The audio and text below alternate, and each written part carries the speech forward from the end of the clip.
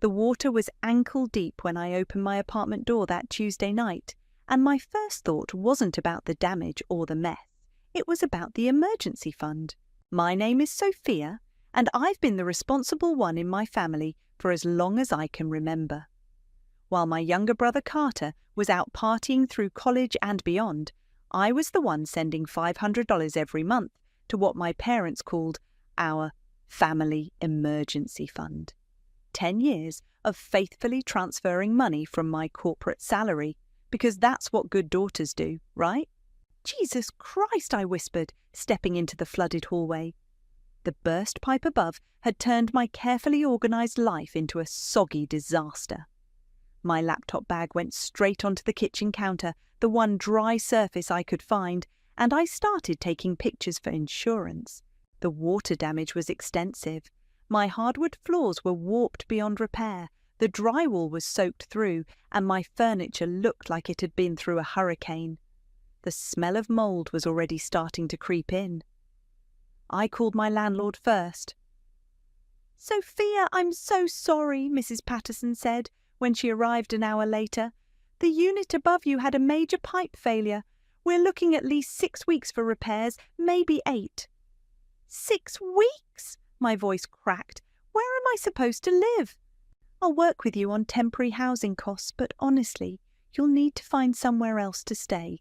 This place isn't habitable." After she left, I sat on my kitchen counter, literally the only clean, dry spot in my apartment, and stared at the destruction. My carefully curated life, my organised space, everything I'd worked for was ruined. But that's what the emergency fund was for, right? 10 years of contributions. My parents had always praised me for being so responsible, so forward-thinking. "You're the glue that holds this family together," Mum would say whenever I sent another deposit. I grabbed my phone and called home. "Sophia, darling," Mum's voice was bright, but there was something underneath it that I couldn't quite place. "How are you, sweetheart?" "Mum, I need help. My apartment flooded tonight. The whole place is destroyed and I can't live here for at least 6 weeks. I need to access the emergency fund." Silence. "Mum?" "Well, honey, that's unfortunate about your apartment." Unfortunate? I looked around at my waterlogged life and felt something cold settle in my stomach. "I need to find temporary housing," I continued. "Hotels are expensive, and I'll need to replace some furniture and, Sophia dear, I'm not sure this qualifies as a real emergency." The words hit me like a physical blow. Not a real emergency? Mum, I'm literally homeless right now. "You're being dramatic. You have friends, don't you? Can't you stay with someone? And honestly, sweetheart, you should have renter's insurance for situations like this." I did have renter's insurance, but it wouldn't cover temporary housing costs, and she knew that. We'd talked about it before. "I've been paying into that fund for 10 years, I said, trying to keep my voice steady. "This is exactly what it's for." "Well, we'll need to discuss it as a family. Your father and I can't just make unilateral decisions about family money." Family money. Money that was 90% mine. "Let me talk to Dad." "He's not available right now. Look, Sophia, I'm sure you'll figure something out.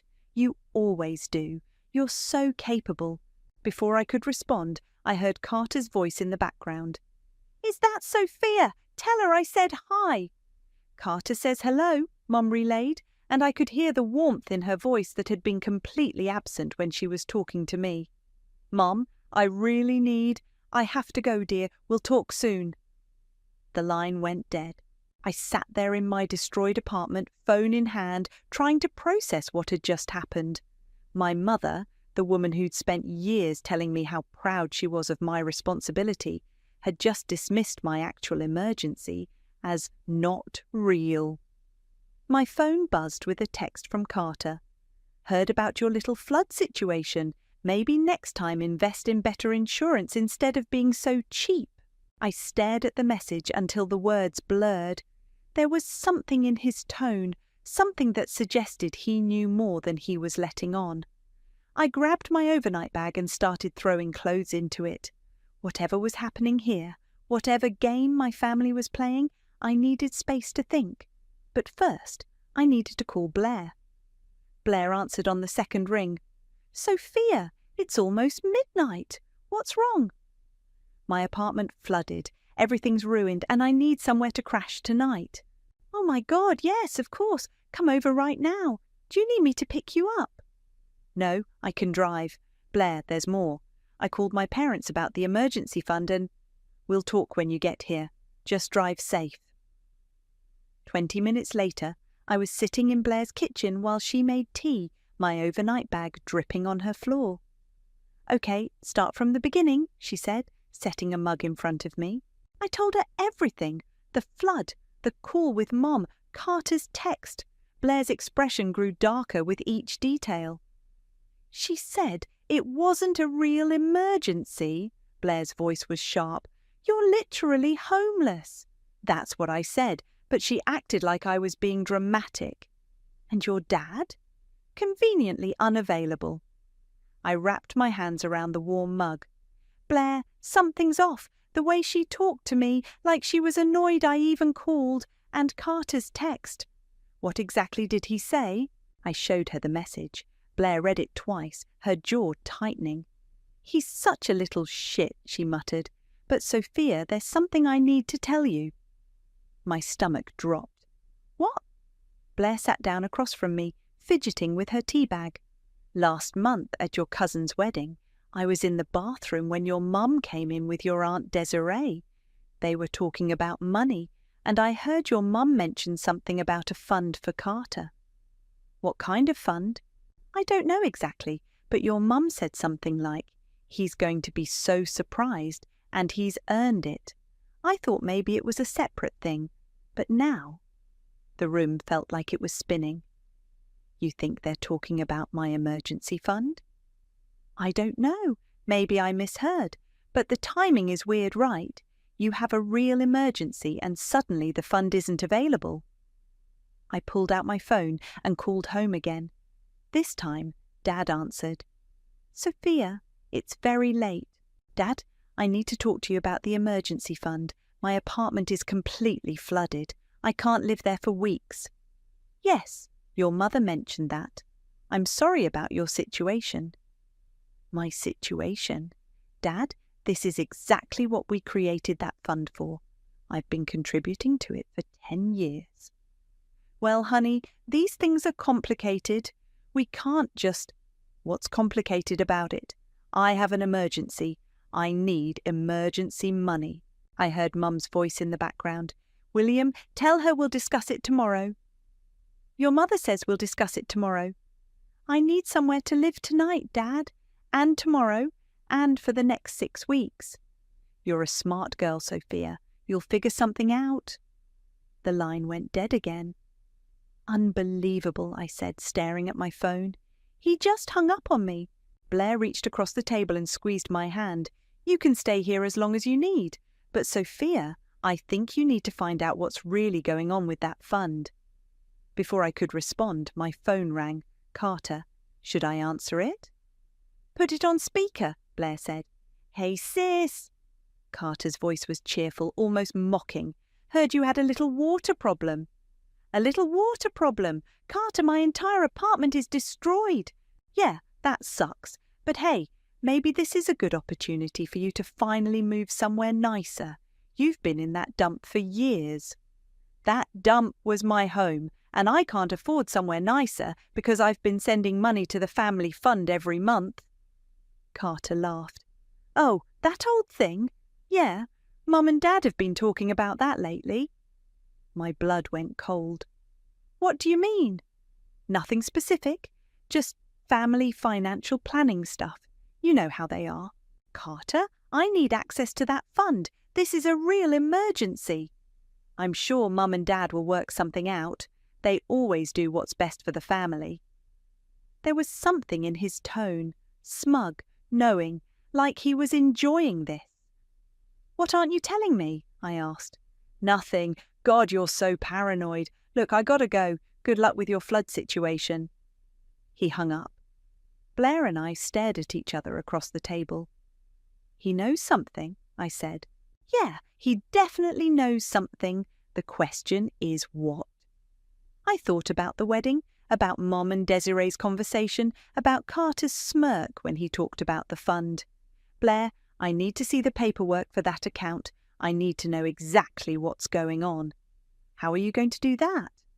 "I still have copies of everything at my office, all the deposit records, the original account setup.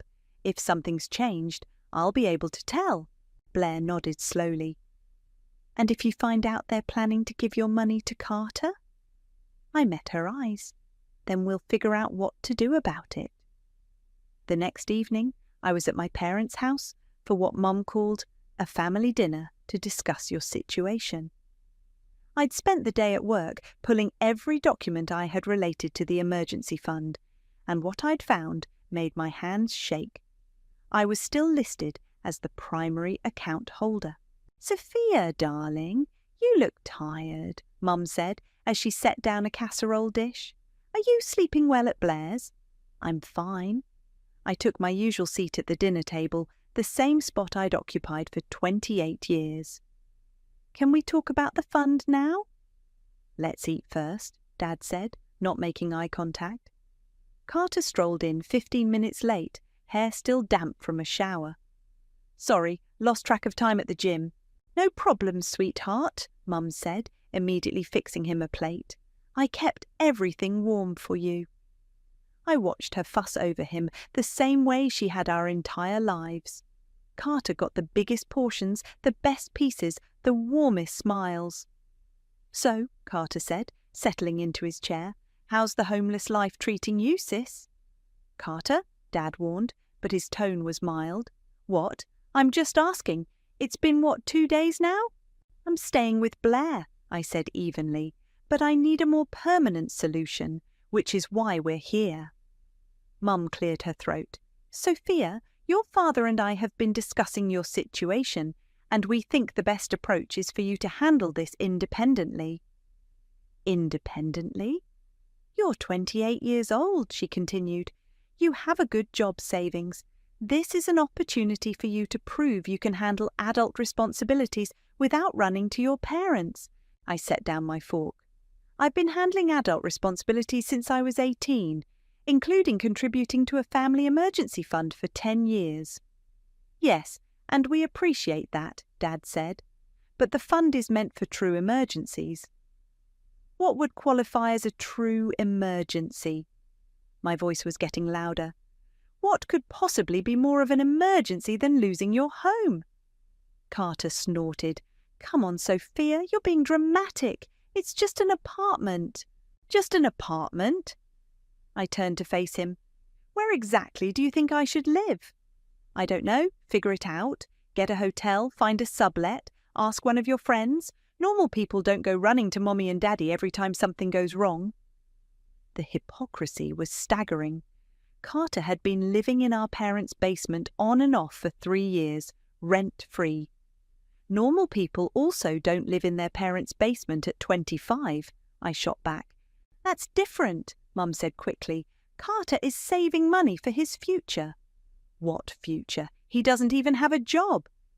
"I'm between opportunities," Carter said, "and at least I'm not begging for handouts." "Handouts?" I stood up so fast my chair scraped against the floor.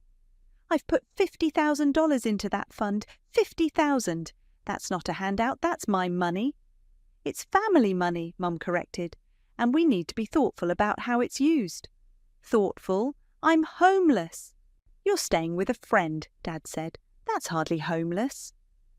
I looked around the table at their faces, Mum's tight-lipped disapproval, Dad's uncomfortable avoidance, Carter's smirk. These people were strangers. "I need some air," I said, and walked out to the back porch. Through the sliding glass door, I could hear them talking in low voices. I pressed myself against the wall and listened. "She's being completely unreasonable," Mum was saying, "acting like we owe her something." "Well, she has been contributing to the fund," Dad said weakly. "We all have," Mum snapped. "This is exactly why we need to make the transfer soon, before she gets any more demanding." Transfer? Dad's voice was confused.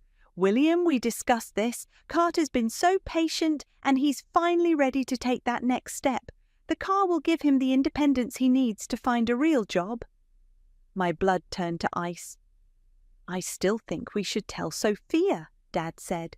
Tell her what? That we're finally doing something nice for her brother? She'll just find a way to make it about herself, like she always does. But it's mostly her money in there, Dad protested. It's family money, Mum repeated firmly. And Carter is family too. He deserves this chance. Carter's voice joined the conversation. Besides, Sophia makes good money. She can handle her own problems. I actually need this. Exactly, Mum said. Sophia has always been so capable. She'll figure out her housing situation, but Carter needs our support right now. When are we doing it? Carter asked. Next week. I already talked to the bank about the transfer process. It'll be a nice surprise for you, sweetheart. I stood there on the porch, my entire world crashing down around me. 10 years of sacrifice, 10 years of being the responsible one, the reliable one, the one who could handle anything. And they were going to give it all to Carter for a car. I walked back inside, grabbed my purse, and headed for the door. Sophia, where are you going? Mum called. We haven't finished discussing your situation. There's nothing to discuss, I said, without turning around. You've made your decision. What's that supposed to mean? I looked back at her, this woman who'd raised me, who'd told me she was proud of my responsibility, who'd just spent the last 10 minutes planning to give away my life savings to my unemployed brother. It means I heard everything. The colour drained from her face. Sophia, wait! But I was already out the door. I drove straight to Blair's apartment, my hands shaking on the steering wheel. She took one look at my face and pulled me inside. What happened? They're giving it all to Carter. For a car. The words tumbled out as I collapsed onto her couch.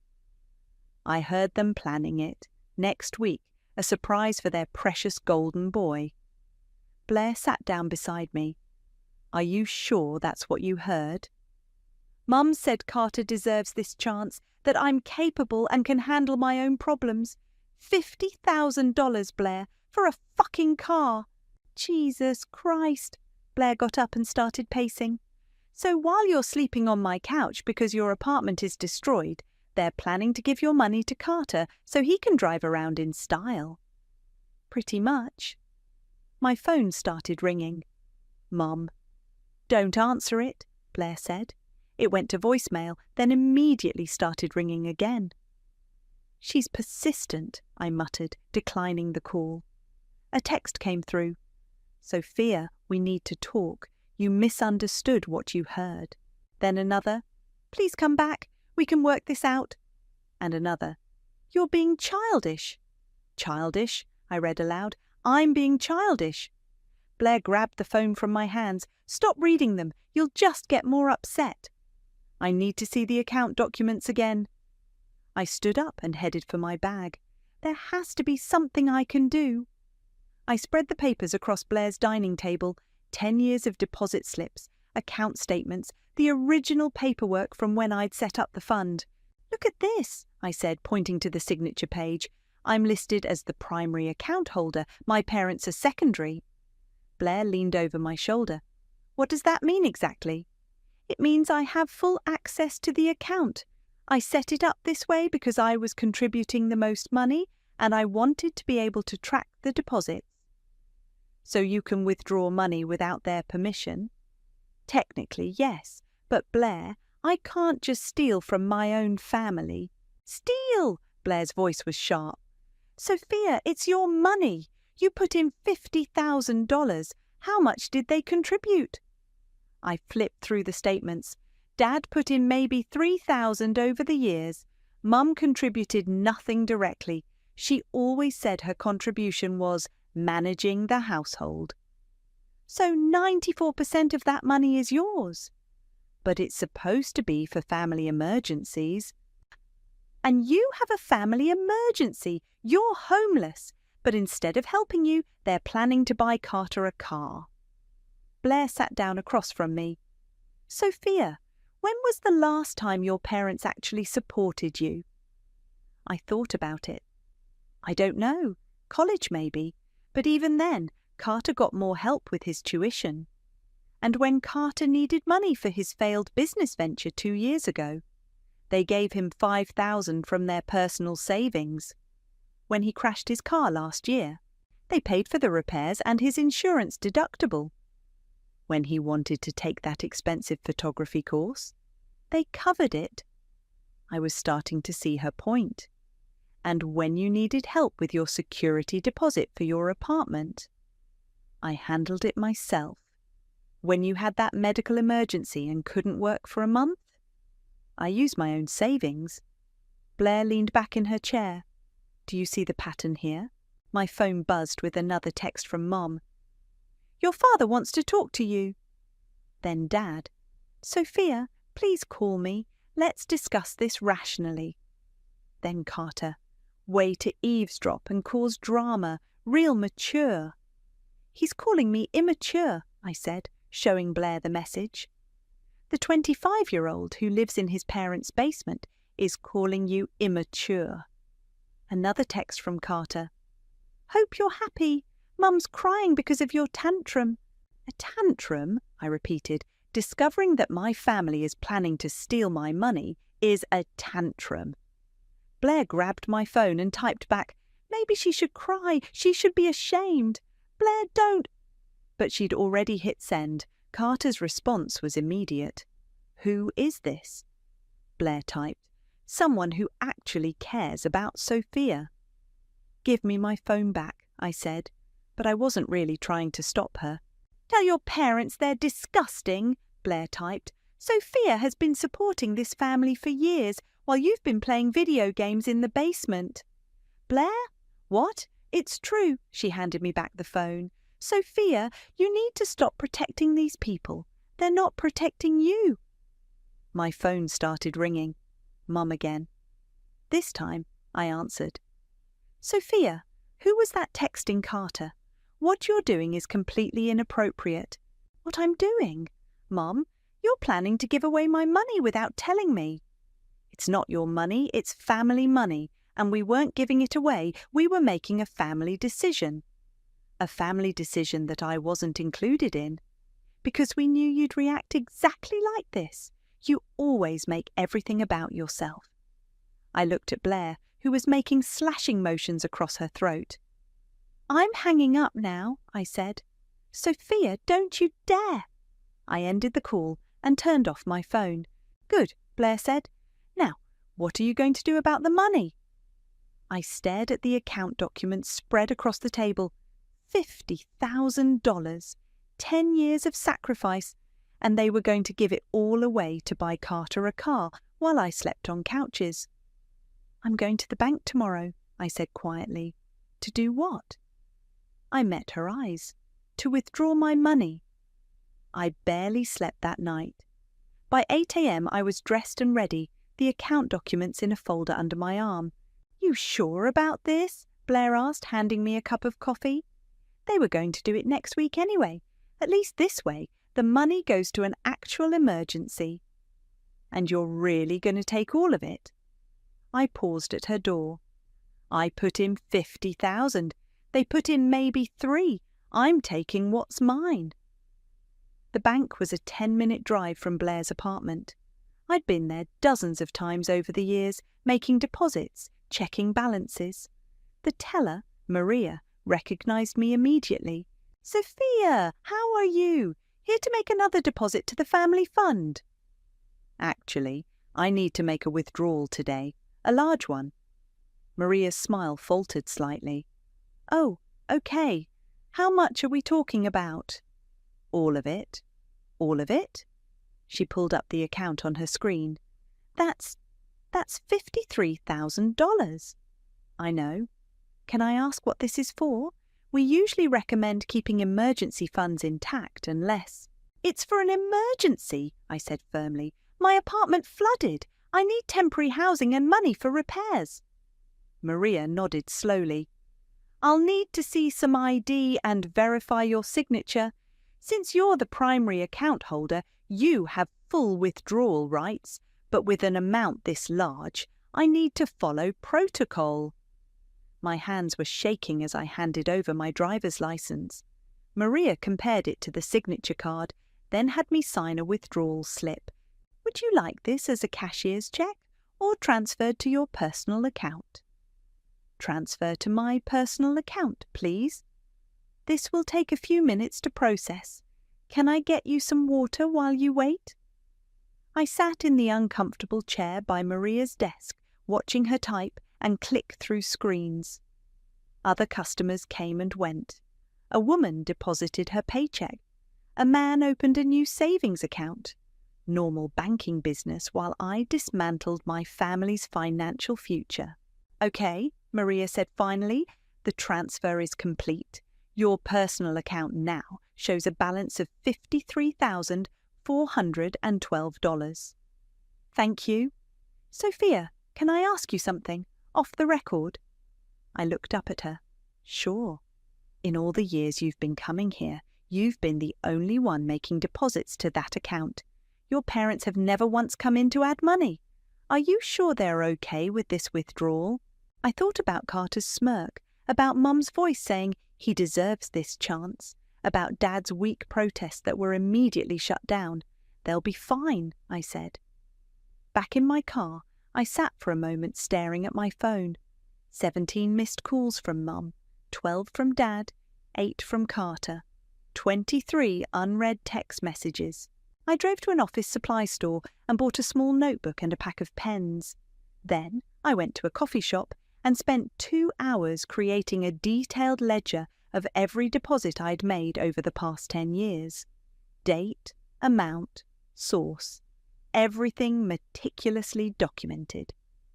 At the bottom I wrote, "Total contributed by Sophia, $50,147. Total contributed by parents, $2,565.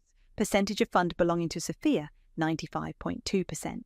Then I wrote a note on a separate piece of paper, "For emergencies only sake." I drove back to the bank and asked Maria if I could access the safe deposit box associated with the account. "Of course, you're listed as an authorized user." Inside the small metal box were the original account documents and a few savings bonds my grandmother had left us years ago. I placed my ledger and note inside, then locked it back up. "All set?" Maria asked. "All set." My phone started ringing as I walked to my car. "Mum, Sophia, where are you? We need to talk immediately." "I'm running errands. What's up?" "Don't play dumb with me. The bank called. They said there was unusual activity on the family account." "Unusual how?" "Sophia Marie, don't you dare lie to me. Did you withdraw money from that account?" I got in my car and started the engine. "I had an emergency, remember? You said I should handle it myself." "How much did you take?" "I took what I needed." "How much, Sophia?" "All of it." The silence on the other end was deafening. "You took all of it?" Her voice was barely a whisper. $53,000, which, according to my calculations, was about $50,000 more than you contributed. "You can't do this. That money belongs to the family." "No, Mom. That money belonged to me. I earned it, I saved it, I deposited it, and now I'm using it for exactly what it was intended for, an emergency." "This is theft, Sophia. I'm calling the police." "Go ahead. I'm the primary account holder. I have every legal right to that money." "Your father and I will never forgive you for this." "That's fine. I'll never forgive you for planning to give my money to Carter for a car while I was homeless." "We weren't—" "I heard you, Mum. I heard every word." I hung up and immediately called Blair. "It's done," I said when she answered. "How do you feel?" I sat in the bank parking lot, watching normal people go about their normal lives, and tried to identify the emotion churning in my stomach. "Terrified," I said finally, "and free."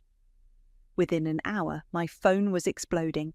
I'd turned it back on to call Blair, and the notifications were relentless. "Dad, Sophia, please call me. We need to fix this. Carter. What the fuck is wrong with you? Mum. You've destroyed this family. Carter again. I hope you're happy. You ruined everything. Then a call from a number I didn't recognise. Hello? Sophia, it's your Aunt Desiree. Your mother called me crying. What's going on? I pulled over to the side of the road. Did she tell you about the emergency fund? She said you stole money from the family account. Did she tell you they were planning to give it all to Carter for a car? Silence. Desiree? She mentioned something about helping Carter get back on his feet. While I'm homeless because my apartment flooded. They told me it wasn't a real emergency. Oh, honey, Desiree's voice softened. I had no idea about your apartment. Of course you didn't, because they don't care about my problems, only Carter's wants. Sophia, I think there's been a misunderstanding. There's no misunderstanding. I heard them planning it. Mum said Carter deserved the money and I could handle my own problems because I'm so capable. Another long pause. I'm sorry, Desiree said quietly. That's not right. After I hung up, I drove to an extended stay hotel and booked a room for 2 weeks. It wasn't cheap, but I could afford it now. I was unpacking my few belongings when Blair called. How are you holding up? I'm in a hotel room that costs more per night than my old rent, but at least I have a roof over my head. Any word from your family? They're calling me a thief. Carter sent me about 15 texts, calling me every name in the book. What did he say exactly? I scrolled through the messages. Let's see. Selfish bitch, family destroyer, psycho, and my personal favourite, I hope you die alone. Jesus, screenshot those. Why? Just do it. Trust me. I was taking screenshots when another call came in. Dad. Sophia, please. Your mother is beside herself. Good. Maybe now she knows how I felt when she dismissed my emergency. That's not what happened. We were trying to be fair to everyone. Fair? Dad, I contributed $50,000 to that fund. $50,000. And when I needed it, you said it wasn't a real emergency. We didn't say that. Yes, you did. Mum's exact words were, I'm not sure this qualifies as a real emergency. Then I heard her planning to give it all to Carter for a car. It wasn't all for a car. It was to help him get established, find a job. He's 25 years old. When I was 25, I was supporting myself and contributing to your precious family fund. Sophia, you have to understand, Carter needs more help than you do. Because you've never made him help himself. You've enabled him his entire life, and now you want to reward him with my money. It's not your money, it's family money. Bullshit, Dad. I have the receipts. Literally, I documented every single deposit I made over 10 years. You can't just take money that doesn't belong to you. It does belong to me. I'm the primary account holder. I put in 95% of that money, and I took it for an actual emergency, not to buy your golden boy a shiny new toy. Sophia! I hung up. 20 minutes later, Carter was at my hotel room door, pounding on it. Open up, Sophia. We need to talk. I looked through the peephole. His face was red, his hair dishevelled. Go away, Carter. Open the fucking door. No, you're clearly upset and I don't feel safe. Safe? I'm your brother. My brother, who just sent me texts saying he hopes I die alone. I was angry. You stole my money. Your money? I laughed. Carter, you've never contributed a single dollar to that fund. It was meant for me. Mum and Dad promised. There it was. The truth. They promised you my money. It's family money. How much of your own money did you put in that account, Carter? Silence. How much? That's not the point. It's exactly the point. I put in $50,000 of my own money and you put in zero, but somehow it's yours. Mum and Dad said a lot of things. They also said it was for emergencies, but when I had an emergency, suddenly it wasn't available. Your apartment flooding isn't the same as what? As you wanting a new car? You're right, it's not the same. One is an actual emergency and the other is a spoiled brat wanting a toy. Fuck you, Sophia. No, fuck you, Carter, and fuck Mum and Dad for choosing you over me for the 1,000th time. I heard him kick the door, then stomp away. My phone buzzed with a text from Blair. Check Carter's Instagram. I opened the app and went to his profile. His most recent post from 3 days ago was a picture of a red sports car with the caption, "Soon, dear blessed be family, love, she new whip." He'd already been bragging about the car he was going to buy with my money. I screenshotted that too. 3 days later, there was a knock on my hotel room door at 7 a.m. I looked through the peephole and saw both my parents standing in the hallway looking haggard. "Sophia, we know you're in there," Mum called. "We need to talk." I opened the door but didn't invite them in. "What do you want?" "We want to resolve this," Dad said. "As a family." "There's nothing to resolve. I took my money for my emergency. End of story." Mum's eyes were red and puffy. "Sophia, please, can we come in? We've been up all night trying to figure out how to fix this." Against my better judgment, I stepped aside and let them enter. They sat on the small couch while I remained standing by the door. "We owe you an apology," Dad began. "Do you?" "Yes," Mum said quickly. "We handled this poorly.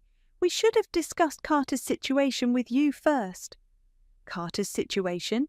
You mean his desire for a new car?" "It's more than that," Mum insisted. "He's been struggling to find work, and we thought having reliable transportation would help. He has a car. It's 5 years old, but it runs fine." "It's not about the car specifically," Dad said. "It's about giving him the confidence to—" "Stop." I held up my hand. "Just stop. You're still doing it. You're still making excuses for him." "We're not making excuses," Mum said. "We're trying to help our son."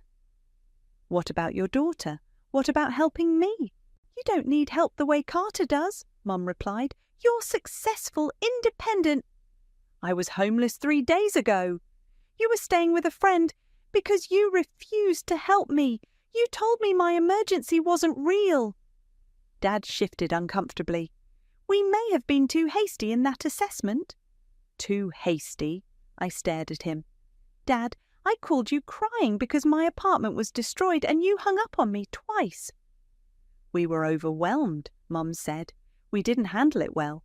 "You were planning to give $50,000 to Carter for a car while I was sleeping on my friend's couch. How exactly should I have handled that?" "You should have talked to us," Mum said, her voice getting sharper. "Not stolen the money like a common thief." "There it is," I said. "The real Mom. I was wondering when she'd show up." "Sophia, that's not fair." "Fair? You want to talk about fair. Let's talk about fair." I pulled out my phone and showed them Carter's Instagram post. "He was already bragging about the car you were going to buy him with my money." Dad's face went pale. "We didn't know he posted that." "Of course you didn't, because you don't pay attention to anything he does wrong, only what I do wrong." "That's not true," Mum protested. "Isn't it? When's the last time you criticised Carter for anything? When's the last time you told him to handle his own problems?" "We're trying to help him become independent." "By giving him everything he wants. That's not independence, that's enabling." "We've made mistakes with Carter," Dad admitted, "but that doesn't justify what you did." "What I did was take my own money for my own emergency, the money I earned, saved and deposited for 10 years while Carter contributed nothing. It was family money." "No!" I shouted, finally losing my composure. "It was my money. I worked 60-hour weeks to save that money. I skipped vacations, drove a crappy car, lived in a tiny apartment, all so I could contribute to that fund, and when I finally needed it, you said no." Mum started crying. "We never meant for you to feel—" "Feel what? Worthless, unimportant, like my needs don't matter. You matter to us, Dad said quietly. Do I? Because for my entire life, I've watched you give Carter everything while expecting me to earn scraps. He gets praise for getting a C. I get criticised for getting a B+. He gets money for his failed business ideas. I get told to be more responsible. He gets to live in your basement rent-free. I get lectures about independence. We've always been proud of you, Mum said through her tears. Proud of me for what? For being the responsible one, for cleaning up everyone else's messes, for never asking for help. Yes, she whispered. Well, I'm done being responsible for everyone else. I'm done being the family ATM. I'm done pretending that Carter's wants are more important than my needs. Dad cleared his throat. What would it take for you to give the money back? I stared at him. Are you serious right now? We could work out a payment plan. Dad, I'm not giving the money back. It's mine. I earned it, I saved it, and I'm using it for exactly what it was intended for. But Carter is a grown man. If he wants a car, he can get a job and buy one himself. Mum stood up abruptly. Fine, keep the money, but don't expect us to welcome you back into this family with open arms. I don't, I said simply. I don't expect anything from you anymore. They left without another word. An hour later, my phone rang. Desiree. Just got off the phone with your mother, she said. She told me about your conversation. I'm sure she did. Sophia, I need to tell you something. Last month at the wedding, your mother was bragging to me about how they were going to surprise Carter with money for a car. She said it was going to be at least $50,000. She was bragging about it. She said Carter deserved it after everything he'd been through. I asked her where the money was coming from, and she said the family emergency fund. When I asked if you knew, she said it would be a surprise for everyone. I closed my eyes. Thank you for telling me. I'm sorry, honey. What they did wasn't right. After I hung up, I sat on the hotel bed and looked around the small room. It wasn't home, but it was mine, paid for with my own money, for my own emergency. For the first time in days, I felt like I could breathe. 2 weeks after my parents' visit, I was back in my repaired apartment, arranging furniture that I'd bought with my own money. The floors were better than before, the walls were freshly painted, and everything smelled like new beginnings instead of mould. Blair was helping me hang pictures when my phone rang. Desiree. Sophia, I wanted to check on you. How are you settling back in? Good, really good, actually. The apartment looks better than it did before the flood. I'm glad to hear that. Listen, there's something else I need to tell you. Your mother called me yesterday. I set down the hammer I was holding. What did she want? She wanted me to talk to you about giving the money back. She said the family is falling apart without it. The family is falling apart because they chose Carter over me, not because of the money. That's what I told her. I also told her that what they did was wrong, and that you had every right to take your own money. How did she respond to that? She hung up on me. We haven't spoken since.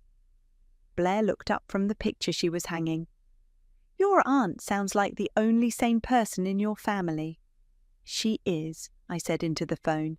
Desiree, thank you for standing up for me. You don't need to thank me for telling the truth, honey. After I hung up, Blair and I finished decorating in comfortable silence. My new couch was bigger than my old one, and I'd bought a dining table that actually seated 4 people instead of 2. For the first time in years, I'd spent money on myself without calculating how it would affect my monthly contribution to the family fund. Around dinner time, there was a knock at my door. I looked through the peephole and saw Carter standing in the hallway, looking cleaner and more put together than he had at the hotel. It's Carter, I told Blair. Want me to stay? Yeah, actually, I do. I opened the door but kept the chain lock engaged. What do you want? I want to talk. Can I come in? Depends. Are you going to yell at me and call me names? He looked down at his feet. No, I came to apologize. I studied his face through the crack in the door. He looked tired, maybe even a little humbled. Fine, but Blair stays. I let him in, and he sat awkwardly on the edge of my new couch while Blair and I remained standing. Nice place, he said, looking around. It looks really good. Thanks. Look, Sophia, I've been thinking about everything that happened, and I realize I was out of line. The things I said to you were horrible. They were. I was angry and disappointed, but that's not an excuse. I shouldn't have called you those names or said I hoped you'd die alone. No, you shouldn't have. He fidgeted with his hands. I also want you to know that I got a job, a real job, at a marketing firm downtown. Good for you. I start Monday, and I'm moving out of Mum and Dad's house. I found a studio apartment I can afford. Blair and I exchanged glances. What changed? I asked. Honestly, you taking that money was a wake-up call. I realized I've been coasting my whole life, expecting other people to solve my problems, expecting you to solve my problems. And now I'm going to solve my own problems. I don't need a new car. My old one works fine. I don't need Mum and Dad to support me. I'm 25 years old and it's time I acted like it. I sat down across from him. What about Mum and Dad? How are they handling this? Not well. They keep asking me to talk to you about giving the money back. They think if I apologize, you'll change your mind. And what do you tell them? I tell them it's not my money to ask for. It never was. He looked directly at me. Sophia, I knew that money was mostly yours. I knew you'd been contributing almost everything, and I knew it wasn't fair for me to take it. But I wanted it anyway. At least you're being honest now. I'm trying to be honest about everything, including the fact that Mum and Dad have always treated you differently than me. You were held to a higher standard, expected to be perfect, while I got away with everything. Why didn't you ever say anything before? Because it benefited me. I got the easy path while you got the hard one, and I was selfish enough to let it happen. Blair spoke up for the first time. What are you going to do about your parents? Carter sighed. I don't know. They're still convinced that Sophia is the villain in this story. They think she destroyed the family. I didn't destroy anything, I said. I just stopped letting them destroy me. I know that now, and for what it's worth, I think you did the right thing. We sat in silence for a moment. Carter, I'm not giving the money back. I know, and I'm not asking you to. Good. He stood up to leave, then turned back. Sophia, I'm sorry for all of it, for taking advantage of your generosity, for letting Mum and Dad treat you like that, for being a shitty brother. Thank you for saying that. Do you think maybe someday we could have a real relationship? One where I'm not just taking from you? I looked at this man who was my brother, who was finally taking responsibility for his actions, who was finally growing up. Maybe, I said, but it's going to take time. I understand. After he left, Blair and I ordered pizza and sat on my new couch, eating off my new coffee table. How do you feel? She asked. I looked around my apartment, my space, paid for with my money, furnished with my choices. I thought about the emergency fund, now empty, and how I'd used it for exactly what it was meant for, my emergency. I feel like myself again, I said. For the first time in years, I feel like myself. My phone buzzed with a text from an unknown number. I opened it. This is Carter's new number. Thank you for not giving up on me completely. I'm going to prove I can be better. I showed Blair the message. Are you going to respond? I thought about it, then typed back, Good luck with the new job.